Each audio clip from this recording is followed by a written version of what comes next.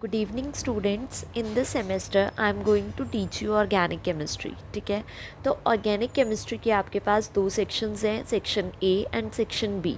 Section A contains spectroscopy, that is proton NMR, only one part spectroscopy, and section B contains carbohydrates and organometallic compounds. ठीक है, so first will start with the organometallic compounds.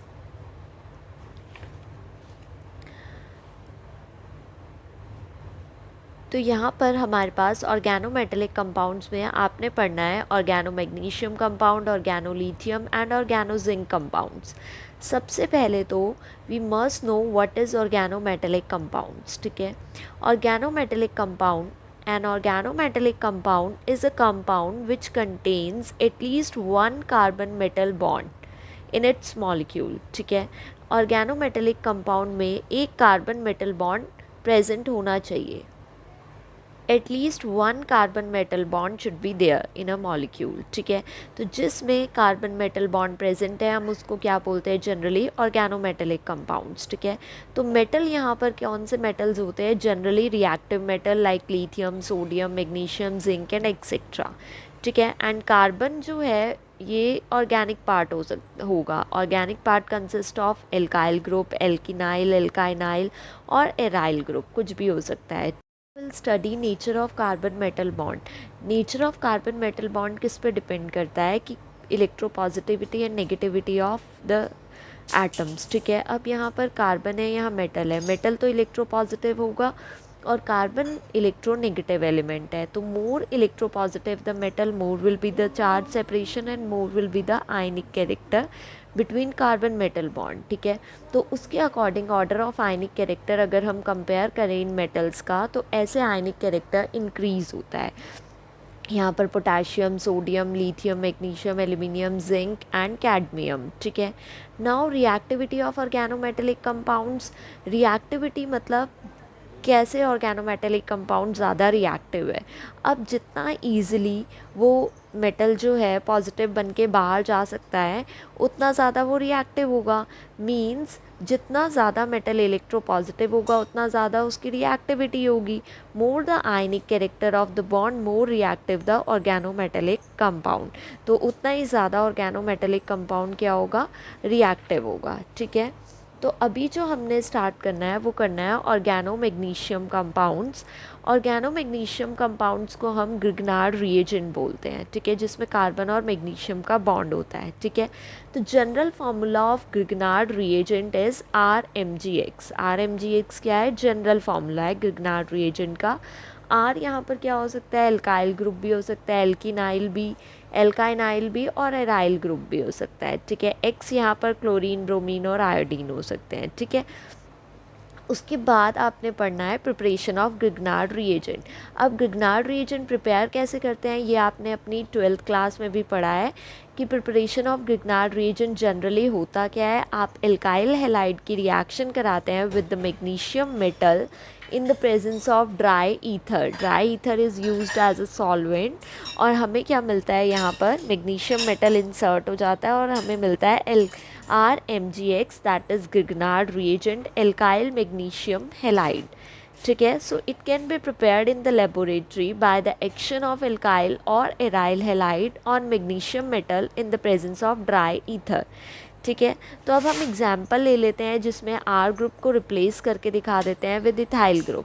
तो आपके पास ethyl bromide है, अगर आप उसकी reaction कराते हैं with magnesium in the presence of dry ether तो we will get ethyl magnesium bromide. ठीक है, अदर सॉल्वेंट्स मीन्स हम ड्राई ईथर की जगह कुछ अदर सॉल्वेंट्स भी यूज़ कर सकते हैं लाइक टेट्राहाइड्रोफ्यूरान, ट्राईथाइलमीन, डाईऑक्सेन, डाईमिथॉक्सीथेन और dimethyl ether of ethylene glycol. तो वो डिपेंड करता है आप किस तरह का रिएक्टेंट ले रहे हैं, तो उस पर हमने उसके बेसिस पे हमने सॉल्वेंट सेलेक्ट करना होता है। ठीक है, तो ये तो था हमारे पास जनरल प्रिपरेशन। उसके बाद आता है आपके पास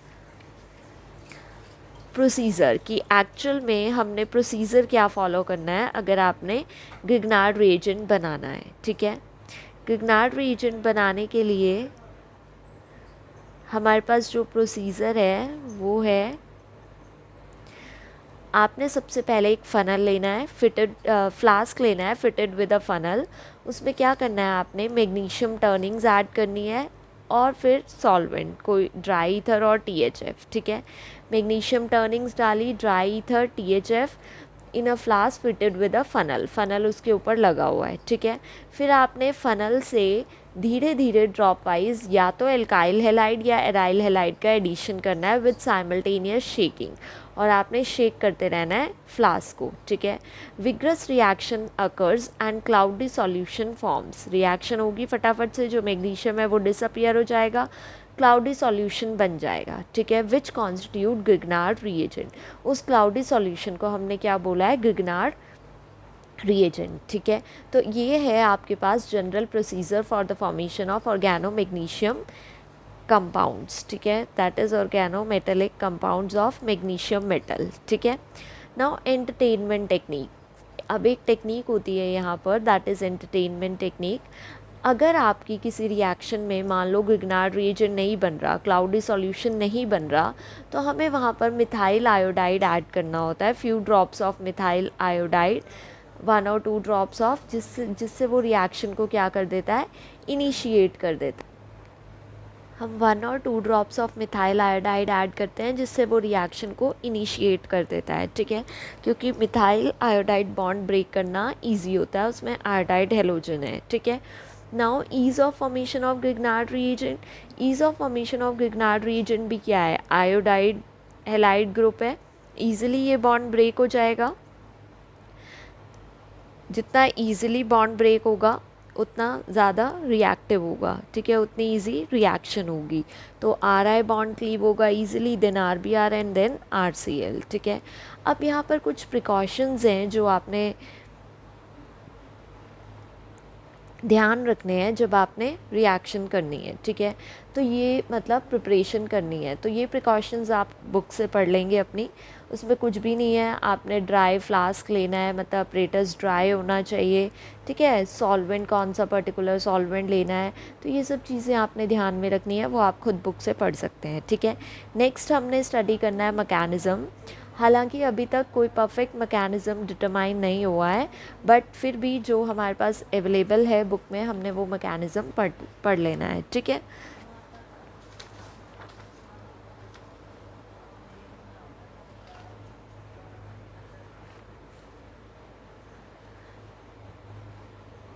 तो अभी तक mechanism is still not known with certainty, but still free radical mechanism follow करना है यहाँ पर हमें।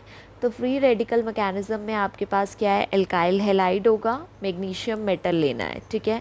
जब आप एल्काइल हेलाइड की रिएक्शन कराएंगे विद मैग्नीशियम मेटल, तो यहाँ पर मैग्नीशियम हेलाइड जनरेट हो जाएगा, MgX2 और एल्केन बनेगा, ठीक है। जब MgX2 जनरेट हो जाएगा, फिर हम MgX2 की रिएक्शन कराएंगे विद मैग्नीशियम मेटल, ठीक है। फिर यहाँ पर हमारे पास मैग्नीशियम हेलाइड का रेडिकल जनरेट हो जाएगा। जब मैग्नीशियम हेलाइड रेडिकल जनरेट हो गया हमारे पास, फिर हम उसकी रिएक्शन कराएंगे विद एल्काइल हेलाइड, ठीक है। तो हमारे पास एल्काइल रेडिकल जनरेट होगा प्लस MgX2 एलिमिनेट हो जाएगा। जब आपके पास एल्काइल रेडिकल आ गया और यहाँ पर हमारे पास MgX रेडिकल है, ये आपस में इंटरैक्ट करेंगे, रिएक्ट करेंगे, और हमारे पास RMgX गिगनार्ड रिएजेंट फॉर्मेशन हो जाएगी, ठीक है। तो मतलब हमने ध्यान क्या रखना है कि फ्री रेडिकल मैकेनिज़्म फॉलो होता है। फर्स्ट स्टेप तो रिएक्शन का वही है कि मैग्नीशियम मेटल की रिएक्शन करानी है विद एल्काइल हेलाइड, तो हमारे पास R ग्रुप आ जाएगा प्लस MgX2, ठीक है। फिर ये MgX2 मैग्नीशियम मेटल से रिएक्ट करके रेडिकल जनरेट करेगा, ये रेडिकल जो है एल्काइल रेडिकल जनरेट करेगा। उधर से यहाँ 2 रेडिकल्स थे ना, एक रेडिकल यहाँ कंज्यूम हो गया, एक रेडिकल अभी यहाँ रहता है, वो आपस में रिएक्ट करेंगे और हमारे पास RMgX बन जाएगा, ठीक है। उसके बाद इम्पॉर्टेंट चीज़ है हमारे पास स्ट्रक्चर ऑफ गिगनार्ड रिएजेंट। तो हमें RMgX देख के लगता है कि कितना इजी स्ट्रक्चर है गिगनार्ड रिएजेंट का, RMgX, R के साथ बॉन्ड है, Mg के साथ और X के साथ, बट एक्चुअल में ऐसा नहीं होता है। ये जस्ट हम इसकी रिप्रेजेंटेशन करते हैं कि RMgX है तो RMgX हम लिखते हैं, बट ऐसा एक्चुअल में एग्जिस्ट नहीं करता। एक्चुअल में क्या होता है, हमारे पास during the preparation of Grignard reagent, जो ईथर होता है वो एक सॉल्वेंट तो हम लेते हैं, ठीक है, ड्राई ईथर को हम क्या लेते हैं एज अ सॉल्वेंट, बट वो सॉल्वेंट एक मीडियम एक्ट करने की बजाय वो क्या करता है, डिसोल्यूशन ऑफ मैग्नीशियम में हेल्प करता है, ठीक है, मैग्नीशियम का क्या करता है, डिसोल्यूशन करता है, ठीक है। So ether helps in the dissolution of magnesium by solvation instead of acting as a medium. तो जब वो मैग्नीशियम के लिए डिसोल्यूशन डिज़ोल्व करेगा मैग्नीशियम को, तो इसका मतलब मैग्नीशियम के साथ इंटरैक्ट करेगा, ठीक है। तो मैग्नीशियम के साथ इंटरैक्ट कैसे करता है, ether gets incorporated as a molecule and termed as ether of crystallization. Ether क्या करता है, इनकॉर्पोरेट हो जाता है एज अ मॉलिक्यूल और किसकी तरह एक्ट करता है, ether of crystallization. Means ether magnesium metal के साथ कोऑर्डिनेशन बॉन्ड बनाता है, एक्चुअल में ऐसे सॉल्वेंट बॉन्ड बनाता है विद मैग्नीशियम मेटल, ठीक है। तो यहाँ पर जो ग्रिग्नार्ड रिएजेंट है वो एज अ डाइमर भी एग्जिस्ट कर सकता है और एज अ मोनोमर भी। जब वो एज अ मोनोमर एग्जिस्ट करता है तो दो ईथर के जो मॉलिक्यूल होते हैं वो कोऑर्डिनेट बॉन्ड शो करते हैं, और जब एज अ डाइमर एग्जिस्ट करता है तो एक मैग्नीशियम के हेलाइड्स जो हैं वो सेकेंड मैग्नीशियम के साथ क्या करते हैं, कोऑर्डिनेट बॉन्ड शो करते हैं। इधर दो क्या है, ईथर के मॉलिक्यूल हैं जो कोऑर्डिनेट बॉन्ड शो कर रहे हैं मेटल के साथ, दो हेलाइड और दो ईथर, ठीक है। नाउ 1:1 कॉम्प्लेक्स ऑफ डाइएल्काइल और डायराइल मैग्नीशियम, हमने क्या करना होता है, 1:1 कॉम्प्लेक्स ऑफ डाइएल्काइल और diaryl magnesium and magnesium halide, means same ratio में हमें मैग्नीशियम हेलाइड लेना है और उसी अमाउंट में डायराइल या फिर डाइएल्काइल मैग्नीशियम लेना होता है, तब डायमर एग्जिस्ट होता है हमारे पास और मोनोमर ऐसे एग्जिस्ट होता है, ठीक है। तो ये तो था स्ट्रक्चर जो कि बहुत इम्पॉर्टेंट है। उसके बाद हमने पढ़ना है एक और चीज़ है, following equilibria is also exist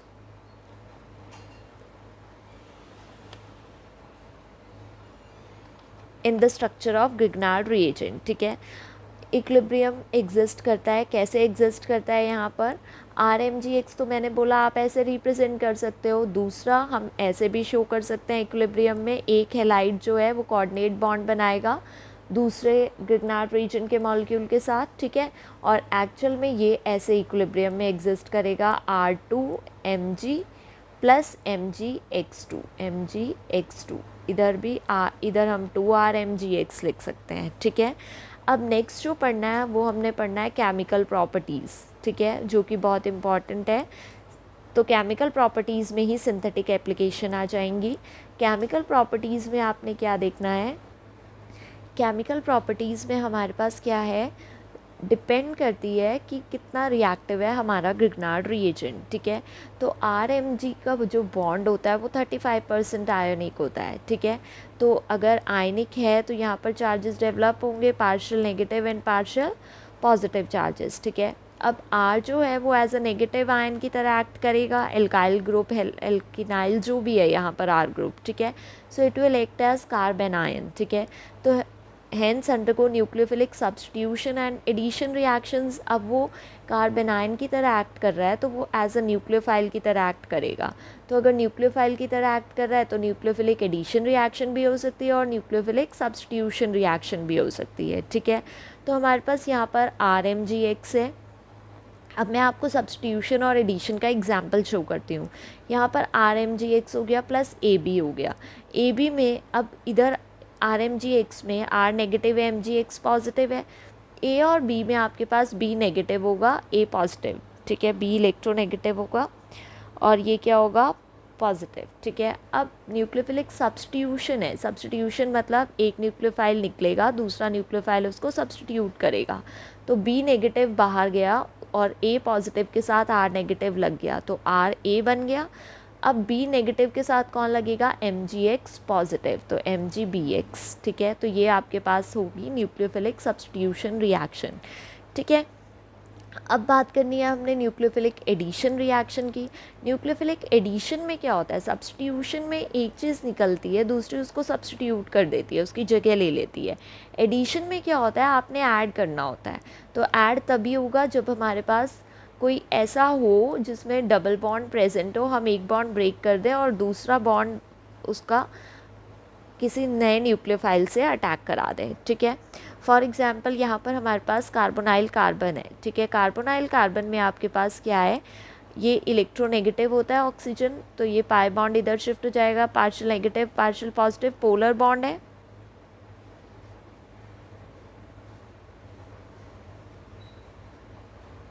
ठीक है। ये पोलर बॉन्ड है। अब ये पॉजिटिव हो गया, ये मुझे पता है आर नेगेटिव है, तो ये यहाँ अटैक करेगा, ठीक है। तो ओ नेगेटिव पर कौन जाएगा, MgX पॉजिटिव, ठीक है। सी के साथ कौन गया, नेगेटिव, पॉजिटिव के साथ कौन चला गया, न्यूक्लियोफाइल नेगेटिव, और इधर O के साथ positive part that is OMgX।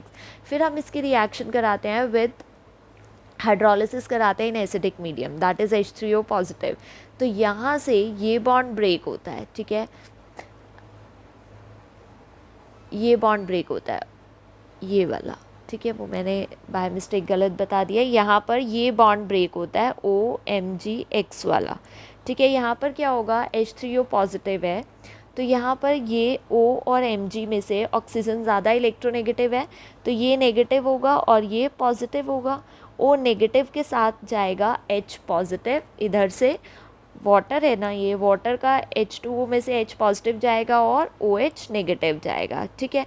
तो H पॉजिटिव चले जाएगा O नेगेटिव के पास यहाँ पर, ठीक है। तो यहाँ पर अल्कोहल बन गया और OH नेगेटिव जो है वो चले जाएगा MgX पॉजिटिव के साथ।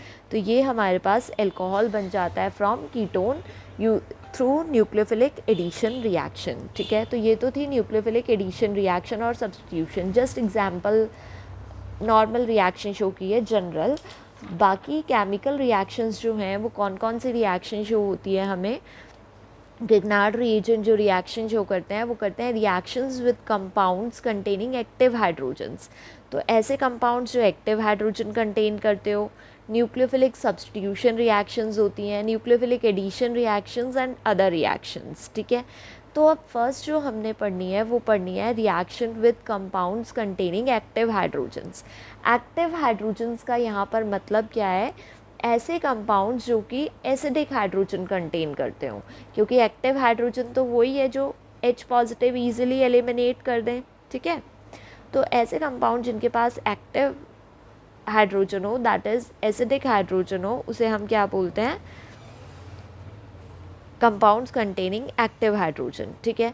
तो यहाँ पर आपके पास RMgX है और यहाँ पर HA है, ठीक है। यहाँ पर ये हाइड्रोजन पॉजिटिवली चार्ज होगा, ये नेगेटिवली चार्ज इलेक्ट्रोनेगेटिव एलिमेंट होगा। तो R नेगेटिव जो है उसके साथ कौन अटैच होगा, H positive RH, plus Mg के साथ कौन होगा, MgAX, ठीक है। तो ये हमारे पास जो यहाँ पर मिलता है हमें, वो हमें मिलता है हाइड्रोकार्बन, ठीक है। तो ये चीज़ आपने ध्यान रखनी है, यहाँ पर हमारे पास क्या बनता है, हाइड्रोकार्बन।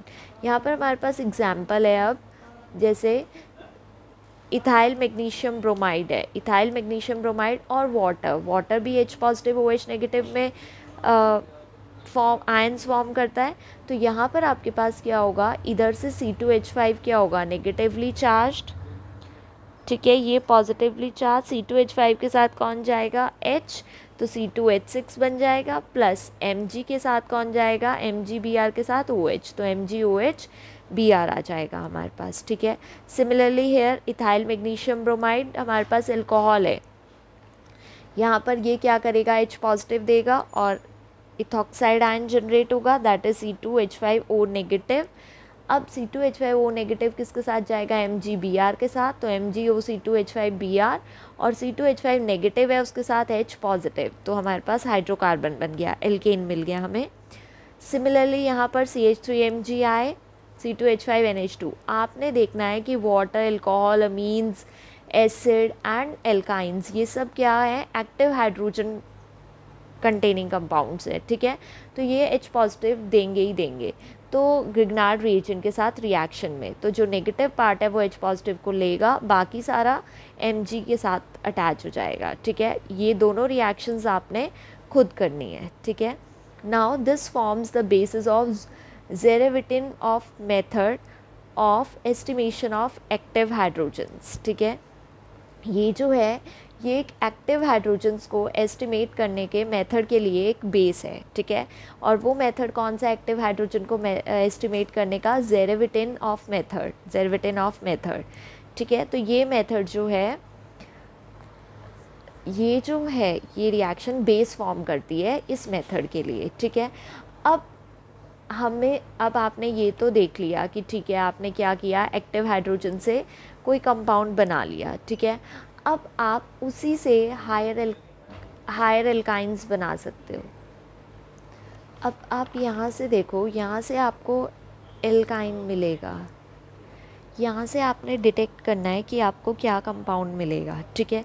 यहाँ से जब आप डिटेक्ट करोगे उसके बाद हम उसको यूज़ करके हायर एल्काइन बना सकते हैं, ठीक है। आप हायर एल्काइन कैसे बनाओगे, अब आपके पास ये कंपाउंड आया पिछली रिएक्शन से, ठीक है। अगर हम उसकी रिएक्शन कराते हैं विद इथाइल आयोडाइड, अगर आप इथाइल आयोडाइड के साथ रिएक्शन कराते हैं तो यहाँ से MgI2 एलिमिनेट हो जाता है और ये ग्रुप यहाँ पर अटैच हो जाता है और हमें हायर एल्काइन मिल जाता है। तो आपको यहाँ पर हायर एल्काइन मिल गया और MgI2 एलिमिनेट हो गया है, ठीक है। Now formation of aromatic hydrocarbons, आपने देखा कि एल्केन कैसे बनाया आपने, ठीक है, मतलब नॉर्मल हाइड्रोकार्बन कैसे बनाया। अब आपने एरोमेटिक हाइड्रोकार्बन देखना है। एरोमेटिक हाइड्रोकार्बन के लिए हमें एरोमेटिक गिगनार्ड रिएजेंट लेना है क्योंकि हमें इसके साथ H लगाना है, ठीक है। तो एरोमेटिक गिगनार्ड रिएजेंट लेंगे प्लस वाटर, ये H ग्रुप इधर लग जाएगा क्योंकि ये कार्बन क्या होगा, पार्शियल नेगेटिव और ये पार्शियल पॉजिटिव, Mg पॉजिटिव होगा, Mg के साथ क्या लग जाएगा, MgOH Br, ठीक है।